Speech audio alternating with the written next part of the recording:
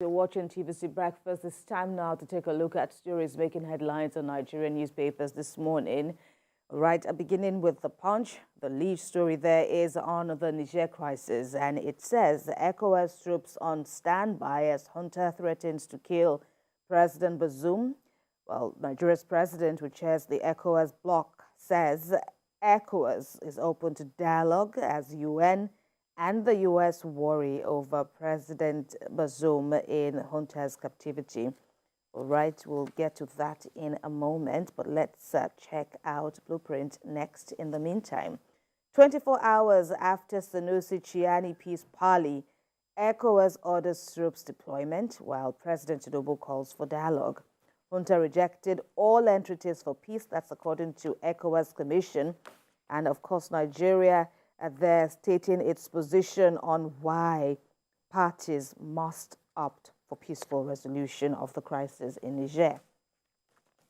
And the happenings in Niger Republic and efforts to resolve it is also reflected on The Guardian. The Guardian says Niger forms new government as ECOWAS standby force ready for deployment. Niger forms new government, The Guardian says, as ECOWAS standby force ready for deployment. Right, that's for The Guardian.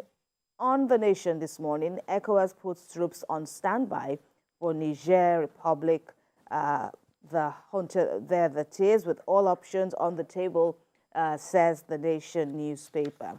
All right, this Nigeria is also leading with the Nigerian happenings. ECOWAS orders defense chiefs to activate standby force.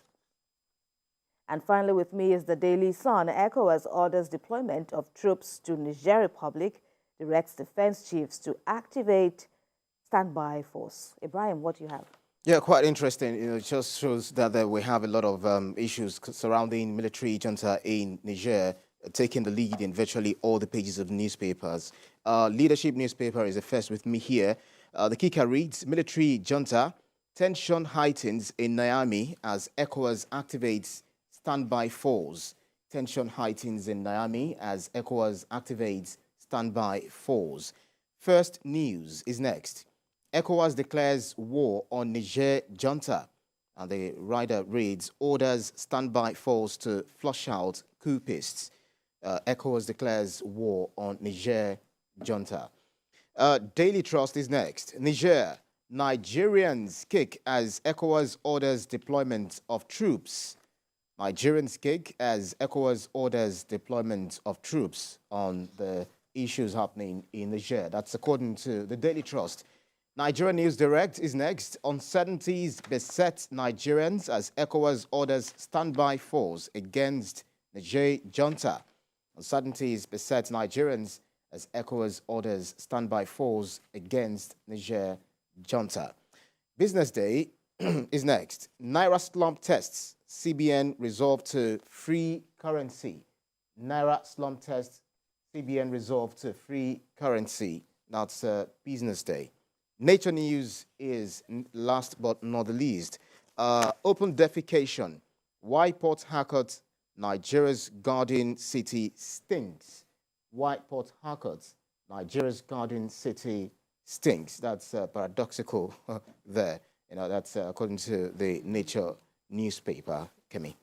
Right, Ibrahim, and as we see, the crisis in Niger dominates the papers this morning. Absolutely. And there's so many factors behind this interest. Of course, not just the media. Many Nigerians in the country are following the developments, and understandably so when you look at the strong cultural trade and security ties between Nigeria and its closest, one of its closest neighbors, talking about Niger. And of course, even more so is the fact that Nigeria's president heads the ECOWAS Commission of, or the ECOWAS, Council of, heads of states and government in the person of President Bola Tinubu. And the ECOWAS bloc has indeed been busy of late since the coup that happened. Some say it's a bloodless coup that happened in the latter part of July. And now, even more worrying, okay, well, two major developments stand out now from the papers, at least from my immediate takeaways. Yeah.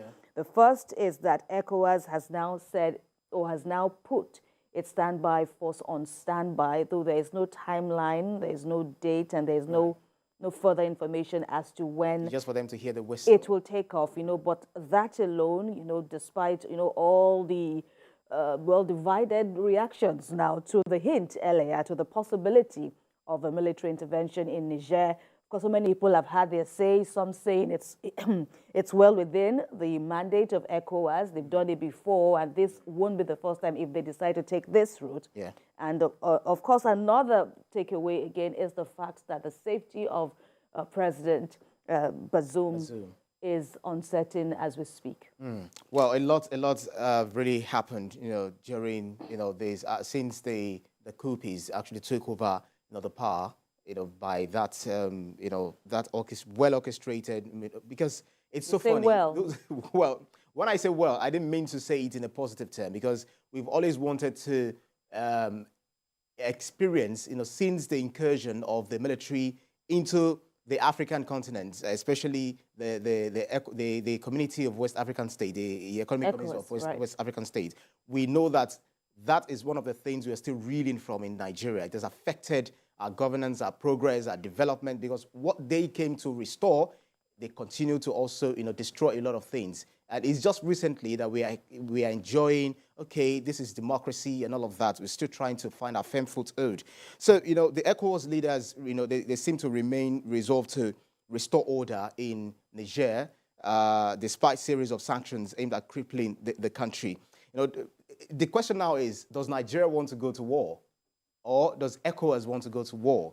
If it's Nigeria, Niger is contiguous to Nigeria and some other bordering nations.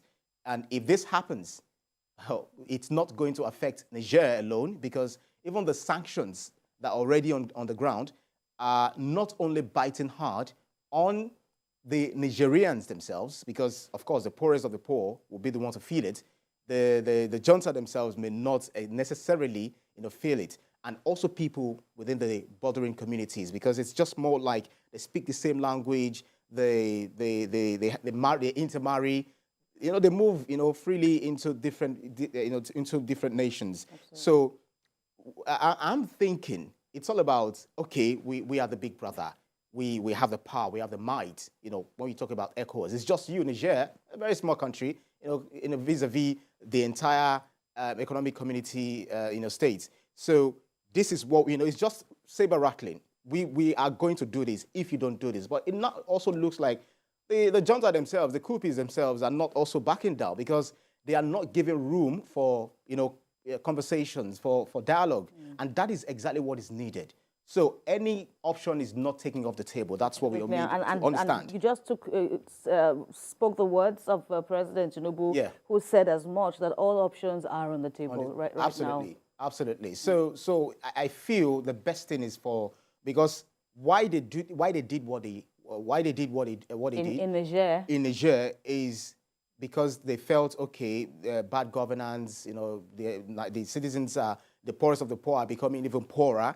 So we want a better government. So what exactly are they trying to do?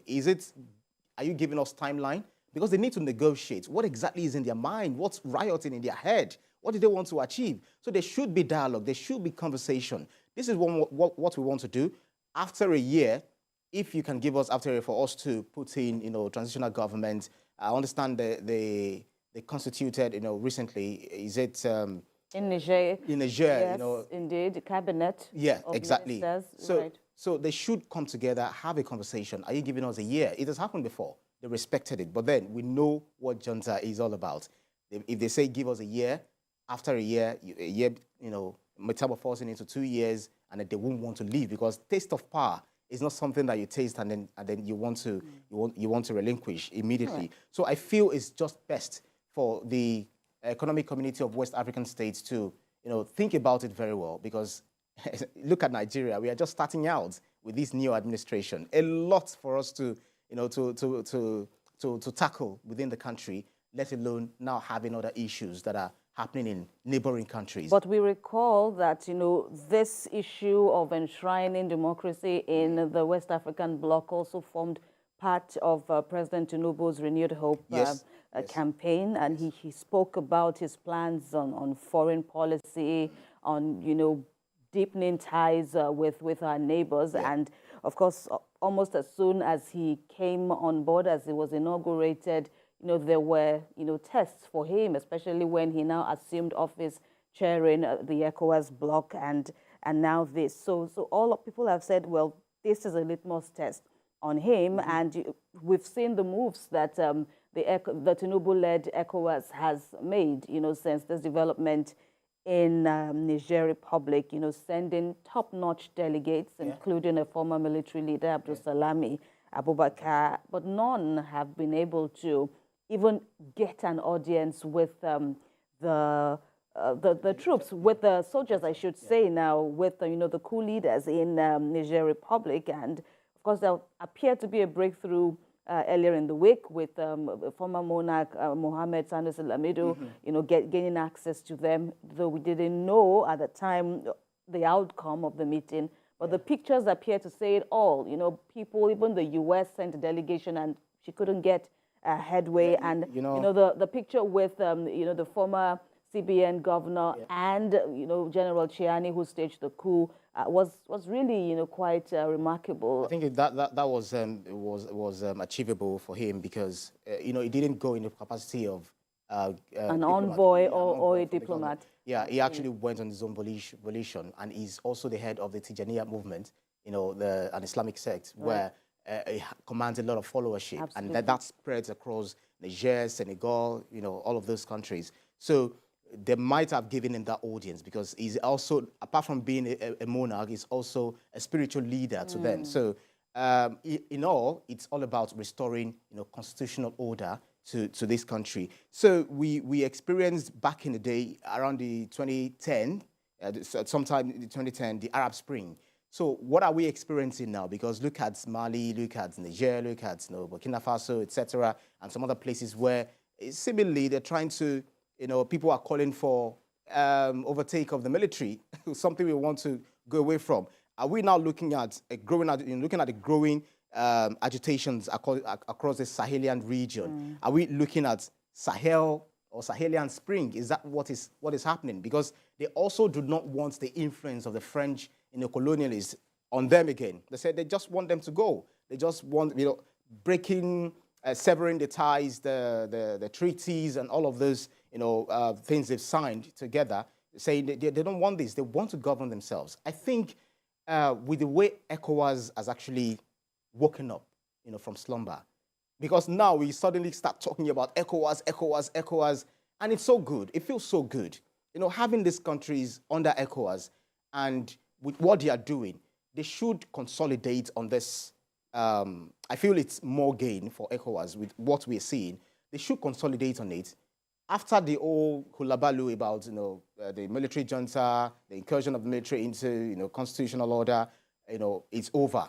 They should consolidate on it in terms of how do we harness, the contiguousness together, in terms of currency, in terms of security, in terms of economy. Absolutely. You understand all of these things to strengthen the West African states. These are crucial matters. And, in addition to all you have said, Ibrahim, of course, the ECOWAS president also spoke about the fact that the sanctions remain in place, even though it also says that negotiations will continue. At least that was what President Tinubu said, that all options being on the table, and of course. And this is English. This is grammar. There are so many interpretations that you can take from it. But then he is clear that in addition, possible room for negotiation and perhaps looking out for icebreakers, at the moment to get them to at least dialogue.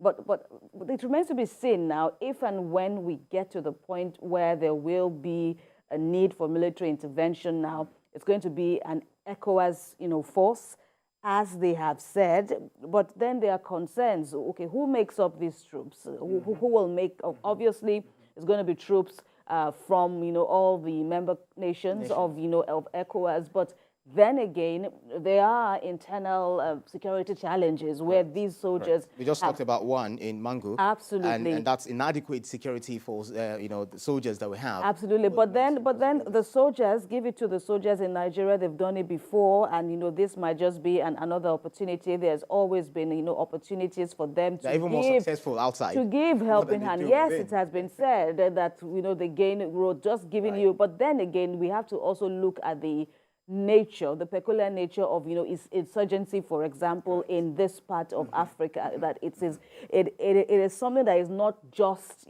the regular violence. There are so many ways to look at it. That's why the army is also talking about kinetic and non-kinetic measures, the carrot and then the stick approach now to curbing this. Of course, it's obvious that, much more is needed to be done, but then the odds are also weighty, and we definitely join in praying for the soldiers who have to do so much while the nation is asleep. They're out there, in addition to other, security agencies, of course, ensuring, trying to keep people, everyone safe. So, there's so much to look at, about this issue. We spoke earlier on the possibility of President Bazoum now becoming a bargaining chip if we get to the point of, well, when hopefully we get to the point of negotiations. The soldiers, the coup leaders in Niger have now said they will kill him. They will kill the president. There are concerns about his present welfare now regarding, we hear he has no access to water, to electricity in his house. So, Ibrahim, there's so many implications on this.